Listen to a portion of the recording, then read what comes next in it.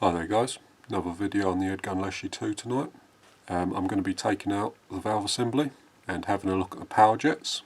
So I thought I'd bring you along with me, show you how I'm doing it. Headgun has released an animated video on how to remove the valve assembly and get to the power jets, but it's always nice to see someone actually do it in real life, so I thought I'd bring you along. Obviously, first of all, remove the gun from the action. I'm not going to be needing that, so we'll set that aside. We'll need a couple of Allen keys and a socket. It's a 5mm socket, see that there? A 2mm and a 4mm Allen key. So, first of all, let's degas the gun. It's with just the 2mm Allen key in this little hole here. I've already degassed the gun to save some time, so we don't need that. We'll note that there is a little ball bearing underneath this screw, so don't take it out under pressure or the ball bearing will be fired up. Next up, we're taking our 4mm Allen key and undoing this bolt here.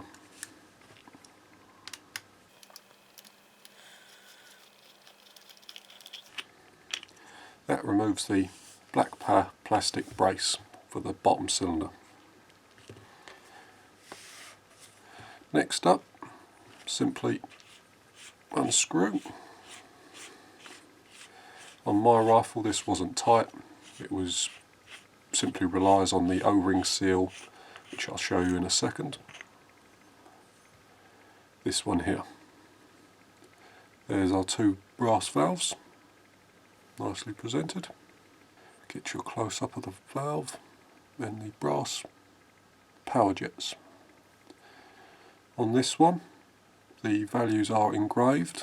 I'm not sure how well the camera is going to pick this up, but we have on this side, we have a 1mm jet. On this side, we have a 0.9mm jet. I'll remove them in just a second. To remove the regulator plenum, simply the same. It's a nice solid screw fit in there, but again it wasn't glued in with Loctite, so you should be able to do it with hands. You won't need no tools. Pull it out and there it is. My rifle has 70 written on the regulator, so I'm guessing my rifle was set to 70 bar. If you watch my last video, you'll see we guessed it at 90, so we were a little off, but it's not the end of the world. Okay, so to remove these brass power jets, we take our 5mm socket.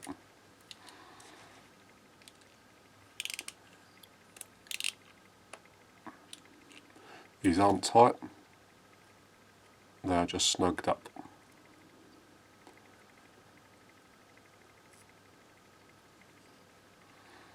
This one came out as one piece. It's got a spring at the bottom there with a little plunger, and this is your power jet. Spring just pressed in there lightly. Let's remove that. Don't know how well the camera will pick up that, but there is the 1mm engraving. Same for the second one, come out easily. This one, as I said earlier, is a 0.9. Might be able to see that on the camera. As far as I can tell, the valves are identical, i.e. the spring and this part are identical. It is only the holes in the backs of this screw section that are slightly different sizes. On the Headgun website they list the sizes from 0.2mm to, I believe, 1, or I have seen 1.3 as well. I'm going to be making mine, so I'm going to take the measurements from these now, then I'll bring you back and we'll refit them into the gun. Okay, so I've taken my measurements. Now it's time to refit them into the rifle. So the 0.9mm jet first went in this hole here. Drop that in. lightly screw it in. Your 1mm jet, same thing. Screw it in lightly. Then with your socket, a very gentle nip. Doesn't need to be super tight, but it needs to be tight enough so it won't vibrate loose when the gun is in action. Once the two jets have been replaced, you can go ahead and reassemble the gun. Before we reassemble the gun, I thought I would show you the regulator. I'm going to take it out of mine, just to see what it looks like. Top there is a circlip. So if we take some circlip pliers, put them in the holes, and gently remove the circlip. The regulator should now be free to be pulled. It's quite a tight fit, so be careful. A little wiggle, and she comes out nice and solidly. One fixed lump. I won't disassemble the reg for now. I have no reason to believe it needs rebuilding. There it is, with 70 on it. Again, this is a sub 12 UK spec version, which means the muzzle energy is less than 12 foot-pounds.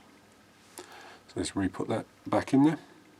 Still got some grease on the O-rings, but I'll just add a small smear of silicone grease to aid reassembly. Very, very light amount. Just wipe the excess off with my fingers.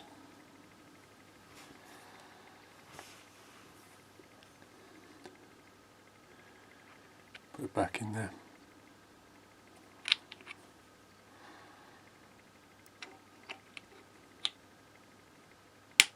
Pop. Goes in nice and solidly. Next, reapplying the circlip.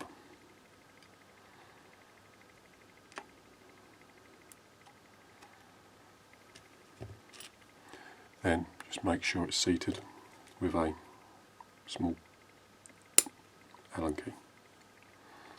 Here it is. Check that it's seated all the way around. This one seems to be. Right, it's ready for reassembly in the rifle. Okay, for reassembly, simply the same in reverse. Make sure that all the screw threads are free of debris, which they seem to be.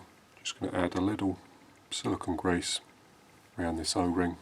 Just want a very light smear. Just helps keep the O-rings nice and lubricated and nice and free. Putting it back in, pop the O-ring into the seat, then screw in.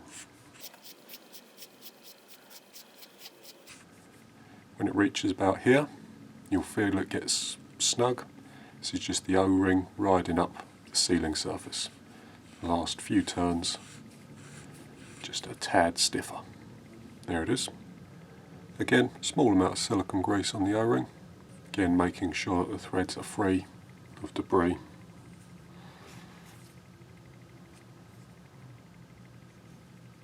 Small bit of lint there.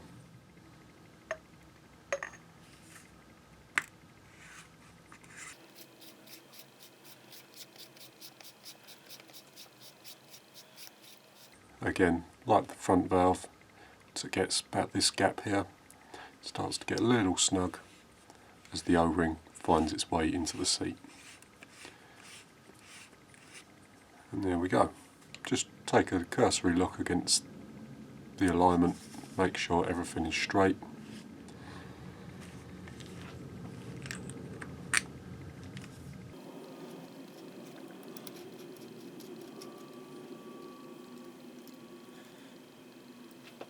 There we have it. We just need to ensure that this rub screw here is tight. Just a gentle nip, that will do. It's now ready to be filled with air and tested. Okay, so I've just put a little bit of air in there, just less than 100 bar. I'm going to be taking it apart again in the near future. So I just wanted to make sure that there was no leaks and everything went back together smoothly. So, thanks for watching, guys. Hope you enjoyed it or learnt something. See you in the next one.